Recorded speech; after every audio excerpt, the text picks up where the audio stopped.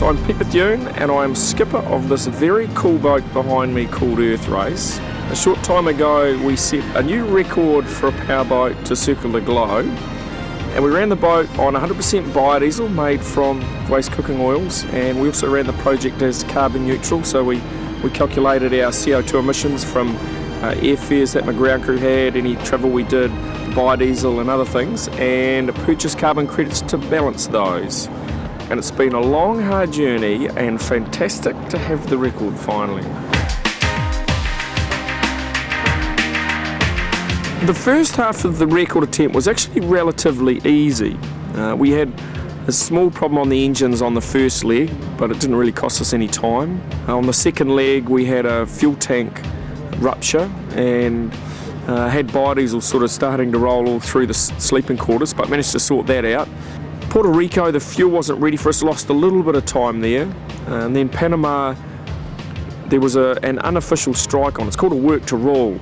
And so the pilots were basically doing only the very minimum that's required of them. And that cost us 3 days. And then we had a clean run up the coast of Mexico up to America. Across to Hawaii, no dramas really. And then between Hawaii and Marshall Islands, we had a high pressure fuel line rupture, and we finished that leg on one engine. And then the next leg to Palau was pretty seamless, but on leaving Palau, we hit a bit of crap in the water and it caused a huge amount of damage. And when it first happened, I actually thought the record attempt was over.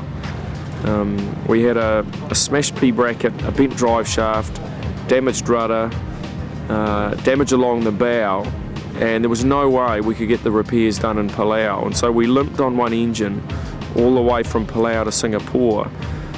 And when we got to Singapore, nothing was ready. We had no drive shaft sorted, no boatyard to take us, but quite miraculously, over the following 3.5 days, everything fell into place for us. And it was a boatyard who had looked at what we had to do, and they said we needed 3 weeks to get it done, and we finished it in 3.5 days. And it was a small miracle that happened in Singapore. For some reason, everything we touched just seemed to work. And so I got the boat back in the water. Now it's starting to become hard though. The first half of the race, we'd had a few problems but nothing major, but the second half of the race was quite different. On the leg between Singapore and India, we got caught in the monsoon. The waves aren't huge, but they're quite awkward, very close together, and it just gradually grinds your crew down, and some more than others. And so we had that all the way to India, and I expected the monsoon, once we left India, I expected to be out of it, but it stayed with us virtually all the way to Oman. So in the end, I think we had 7 to 8 days of monsoon. It was a pretty hard period, and it was a very tough part of the voyage. But from there it started to look like the home run a little bit. We had a relatively clean run from there up to the Suez Canal. Lost a little bit of time in the canal when they made us wait overnight halfway through.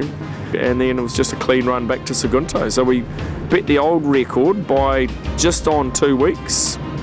And it feels like a monkey is off my back now, having finally done the record.